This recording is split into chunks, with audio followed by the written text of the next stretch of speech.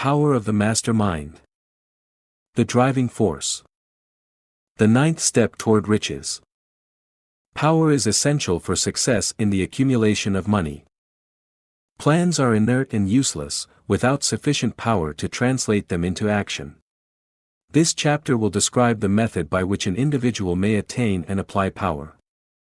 Power may be defined as organized and intelligently directed knowledge. Power, as the term is here used, refers to organized effort, sufficient to enable an individual to transmute desire into its monetary equivalent. Organized effort is produced through the coordination of effort of two or more people, who work toward a definite end, in a spirit of harmony. Power is required for the accumulation of money. Power is necessary for the retention of money after it has been accumulated. Let us ascertain how power may be acquired. If power is organized knowledge, let us examine the sources of knowledge. A. Infinite intelligence. This source of knowledge may be contacted through the procedure described in another chapter, with the aid of creative imagination. B. Accumulated experience. The accumulated experience of man, or that portion of it which has been organized and recorded, may be found in any well-equipped public library. An important part of this accumulated experience is taught in public schools and colleges, where it has been classified and organized. C. Experiment and research. In the field of science, and in practically every other walk of life, men are gathering, classifying, and organizing new facts daily. This is the source to which one must turn when knowledge is not available through accumulated experience. Here too, the creative imagination must often be used. Knowledge may be acquired from any of the foregoing sources. It may be converted into power by organizing it into definite plans and by expressing those plans in terms of action. Examination of the three major sources of knowledge will readily disclose the difficulty an individual would have, if he depended upon his efforts alone, in assembling knowledge and expressing it through definite plans in terms of action. If his plans are comprehensive, and if they contemplate large proportions, he must, generally, induce others to cooperate with him, before they can inject into them the necessary element of power. Gaining power through the master mind. The master mind may be defined as coordination of knowledge and effort, in a spirit of harmony, between two or more people, for the attainment of a definite purpose. No individual may have great power without availing himself of the master mind. In a preceding chapter, instructions were given for the creation of plans for the purpose of translating desire into its monetary equivalent. If you carry out these instructions with persistence and intelligence, and use discrimination in the selection of your mastermind group, your objective will have been halfway reached, even before you begin to recognize it. So you may better understand the intangible potentialities of power available to you, through a properly chosen mastermind group, we will here explain the two characteristics of the mastermind principle, one of which is economic in nature, and the other psychic. The economic feature is obvious. Economic advantages may be created by any person who surrounds himself with the advice, counsel, and personal cooperation of a group of men who are willing to lend him wholehearted aid, in a spirit of perfect harmony.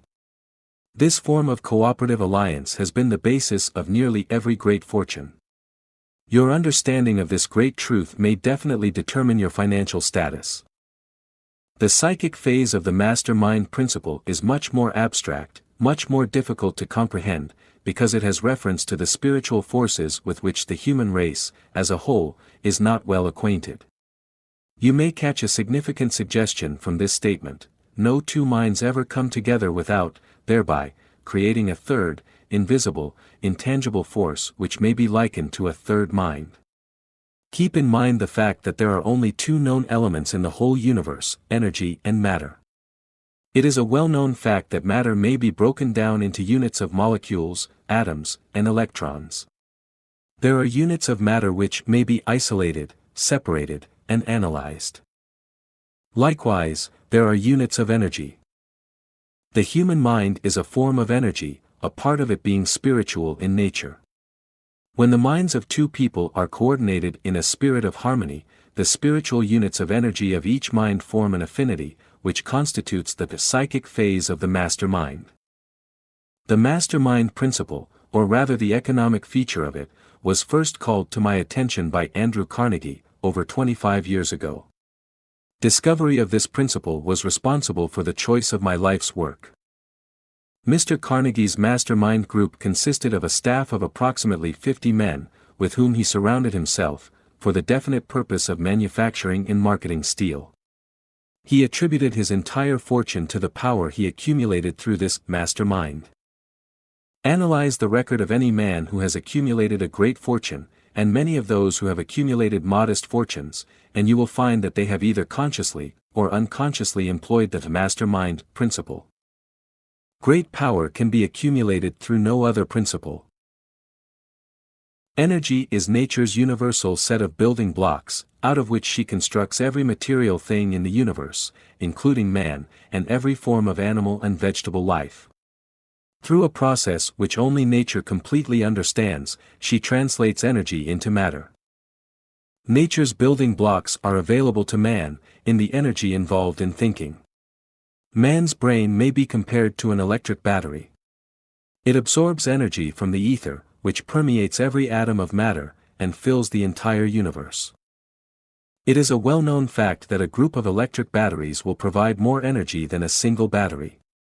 It is also a well-known fact that an individual battery will provide energy in proportion to the number and capacity of the cells it contains.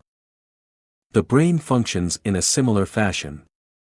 This accounts for the fact that some brains are more efficient than others, and leads to this significant statement: a group of brains coordinated, or connected, in a spirit of harmony will provide more thought energy than a single brain, just as a group of electric batteries will provide more energy than a single battery. Through this metaphor it becomes immediately obvious that the mastermind principle holds the secret of the power wielded by men who surround themselves with other men of brains. There follows now another statement which will lead still nearer to an understanding of the psychic phase of the mastermind principle. When a group of individual brains are coordinated and function in harmony, the increased energy created through that alliance becomes available to every individual brain in the group. It is a well-known fact that Henry Ford began his business career under the handicap of poverty, illiteracy, and ignorance. It is an equally well-known fact that, within the inconceivably short period of 10 years, Mr. Ford mastered these three handicaps, and that within 25 years he made himself one of the richest men in America. Connect with this fact the additional knowledge that Mr. Ford's most rapid strides became noticeable, from the time he became a personal friend of Thomas A. Edison, and you will begin to understand what the influence of one mind upon another can accomplish. Go a step further, and consider the fact that Mr. Ford's most outstanding achievements began from the time that he formed the acquaintances of Harvey Firestone, John Burroughs, and Luther Burbank, each a man of great brain capacity, and you will have further evidence that power may be produced through friendly alliance of minds. There is little if any doubt that Henry Ford is one of the best informed men in the business and industrial world. The question of his wealth needs no discussion. Analyze Mr. Ford's intimate personal friends, some of whom have already been mentioned, and you will be prepared to understand the following statement. Men take on the nature and the habits and the power of thought of those with whom they associate in a spirit of sympathy and harmony. Henry Ford whipped poverty, illiteracy, and ignorance by allying himself with great minds, whose vibrations of thought he absorbed into his own mind. Through his association with Edison, Burbank, Burroughs, and Firestone, Mr. Ford added to his own brain power, the sum and substance of the intelligence, experience, knowledge, and spiritual forces of these four men. Moreover, he appropriated, and made use of the mastermind principle through the methods of procedure described in this book. This principle is available to you. We have already mentioned Mahatma Gandhi. Perhaps the majority of those who have heard of Gandhi look upon him as merely an eccentric little man, who goes around without formal wearing apparel, and makes trouble for the British government. In reality, Gandhi is not eccentric, but he is the most powerful man now living. Estimated by the number of his followers and their faith in their leader. Moreover, he is probably the most powerful man who has ever lived. His power is passive, but it is real. Let us study the method by which he attained his stupendous power. It may be explained in a few words. He came by power through inducing over 200 million people to coordinate, with mind and body, in a spirit of harmony, for a definite purpose. In brief, Gandhi has accomplished a miracle, for it is a miracle when 200 million people can be induced, not forced, to cooperate in a spirit of harmony, for a limitless time. If you doubt that this is a miracle, try to induce any two people to cooperate in a spirit of harmony for any length of time. Every man who manages a business knows what a difficult matter it is to get employees to work together in a spirit even remotely resembling harmony. The list of the chief sources from which power may be attained is, as you have seen, headed by infinite intelligence. When two or more people coordinate in a spirit of harmony, and work toward a definite objective, they place themselves in position, through that alliance, to absorb power directly from the great universal storehouse of infinite intelligence. This is the greatest of all sources of power. It is the source to which the genius turns. It is the source to which every great leader turns, whether he may be conscious of the fact or not. The other two major sources from which the knowledge, necessary for the accumulation of power, may be obtained are no more reliable than the five senses of man. The senses are not always reliable. Infinite intelligence does not err. In subsequent chapters, the methods by which infinite intelligence may be most readily contacted will be adequately described. This is not a course on religion. No fundamental principle described in this book should be interpreted as being intended to interfere either directly, or indirectly, with any man's religious habits. This book has been confined, exclusively, to instructing the reader how to transmute the definite purpose of desire for money, into its monetary equivalent. Read, think, and meditate as you read. Soon, the entire subject will unfold, and you will see it in perspective.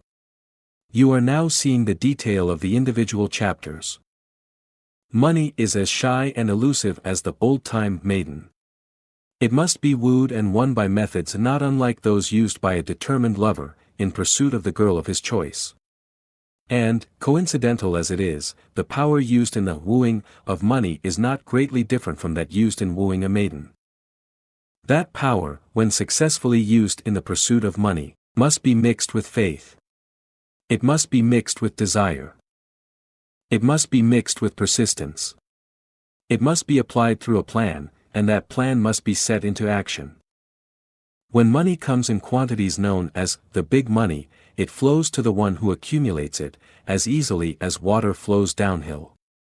There exists a great unseen stream of power, which may be compared to a river, except that one side flows in one direction, carrying all who get into that side of the stream onward and upward to wealth, and the other side flows in the opposite direction, carrying all who are unfortunate enough to get into it, and not able to extricate themselves from it, downward to misery and poverty. Every man who has accumulated a great fortune has recognized the existence of this stream of life.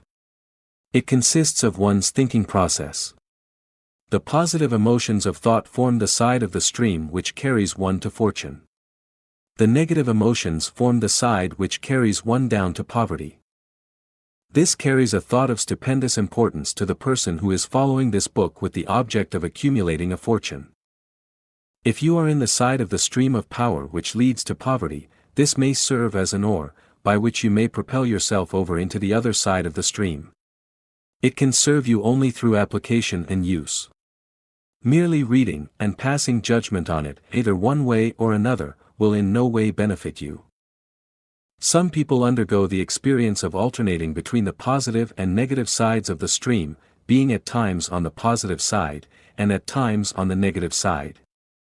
The Wall Street crash of '29 swept millions of people from the positive to the negative side of the stream.